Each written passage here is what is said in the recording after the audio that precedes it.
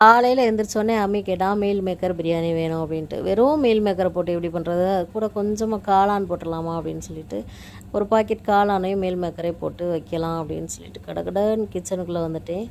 காளான் பிரியாணி செய்வது எப்படி அப்படின்னு சொல்லிட்டு rice bran oil 75 ml, 1/2 kg basmati ரைஸ்க்கு 200 கிராம் பெரிய வெங்காயம், 200 கிராம் தக்காளி, 100 ml தயிர், அதுக்கப்புறமா இஞ்சி பூண்டு பேஸ்ட் ஒரு 50 கிராமு, மல்லி புதினா வழக்கம் போல் பட்டை ஏலக்காய் எல்லாம் போட்டு நல்லா கிரேவி வந்துட்டு காளானையும் போட்டு எண்ணெய் பிரிகிற வரை வதக்கிட்டு, அதுக்கப்புறமா 1க்கு 1.5 தண்ணி வச்சுட்டு பாஸ்மதி ரைஸையும் போட்டு தண்ணியும் அரிசியும் வந்துட்டு பின்னி வரும்போது தம் போட்டு இறக்கிட்டா நம்ம வீட்டு ஸ்டைலில் காளான் பிரியாணி சூப்பராக ரெடி ஆயிரும். அம்மி ஃப்ரெண்ட்ஸ்லாம் வந்துட்டு வீடு கட்டி விளாண்டுட்டு இருந்தாங்க.